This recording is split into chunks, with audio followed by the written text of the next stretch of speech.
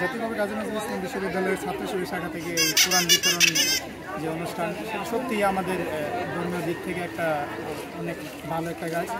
কারণ তাদের পরিচয় যদিও বাংলাদেশের ইসলামী ছাত্র শিবিরের রাজনৈতিক দল, সেটা যাই হোক আমি ভালো কাজ অবশ্যই অ্যাপ্রিসিয়েট করি এবং আমি এই কাজ অবশ্যই ফেসবুকে প্রচার করেছি এবং আমি নিজেও এটা নিয়ে অনেক উৎফুল্ল এবং আমি সবসময় এটা যারা এই কাজের জন্য উদ্যোগ নিয়েছিলাম তাদেরকে অনেক ধন্যবাদ জানাই। আসসালামু আলাইকুম, আমি জাতীয় কবি কাজী নজরুল ইসলাম বিশ্ববিদ্যালয়ের একজন শিক্ষার্থী। আমাদের ভার্সিটিতে আগে এরকম কখনো হয়েছে কিনা আমি জানি না, কিন্তু আমাদের ক্লাস ছিল মাত্র ক্লাস শেষ করে আমি জানতে পারি যে এরকম একটা কোরআন শরীফ বিতরণ হচ্ছে ফ্রিতে। এটা আসলে বলে বোঝানো যাবে না যে এটা আসলে কতটা পাওয়া আমাদের কাছে। এভাবে ফ্রিতে কোরআন শরীফ বিতরণ আমাদের জন্য অনেক ভালো এবং আমরা করলে আমাদের সওয়াবের পাশাপাশি যারা বিতরণ করতেছে তাদের জন্য অনেক বেশি সওয়াবের কাজ এটা।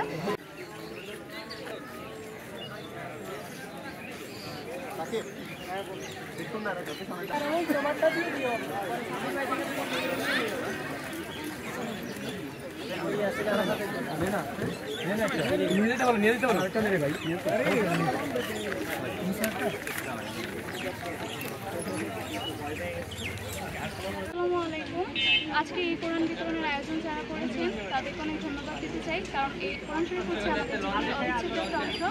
আমাদের প্রত্যেকের উচিত প্রতিদিন এটা পড়া।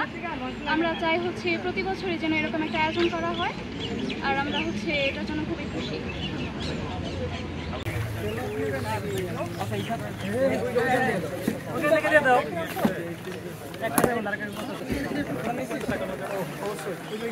হ্যাঁ সম্রাট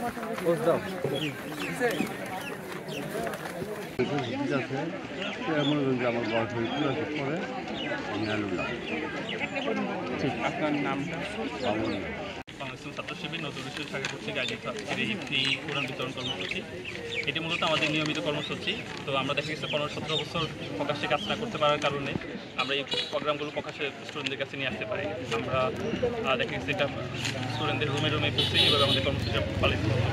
তো আজকের এই কর্মসূচি আমাদের নিয়মিত এজেন্ডার মধ্যে একটা কর্মসূচি, আর পাশাপাশি আরেকটা এজেন্ডাকে সামনে রেখে আমাদের কর্মসূচিটা দেওয়া। সেটা হলো আপনারা সবাই অবগত আছেন যে নোয়াখালীতে আমাদের ছাত্র শিবির দারসুল কোরআন একটি প্রোগ্রাম ছিল মসজিদে। সেই প্রোগ্রামে ছাত্রদল, যুবদল এবং তাদের কিছু সন্ত্রাসী বাহিনী সেই দারসুল কোরআন প্রোগ্রামে হামলা করে। তো যেটা ফেসিস্ট আমলের কোরআনের প্রোগ্রাম, দারসুল কোরআনের প্রোগ্রাম যেভাবে বাধা প্রদান করতো, সেই একই স্টাইলে একই প্রক্রিয়ায় তারা কোরআনের কোরআনের এই আলোচনায় বাধাগ্রস্ত করতে চেয়েছে এবং করেছে। তো সেটার প্রতিবাদ হিসেবে আমাদের আজকের এই কোরআন বিতরণ, তো মন্দের জবা বালু দিয়ে এটার মাধ্যমে আজকে আমাদের এই কর্মসূচি বাস্তবিত হলো। তো আমাদের এই জায়গায় আজকে 700+ কোরআন বিতরণ অলরেডি হয়ে গেছে। তো আমাদের টার্গেট ছিল 1000 কোরআন বিতরণ করব। তো আমাদের এই কর্মসূচিগুলো নিয়মিত চলমান থাকবে।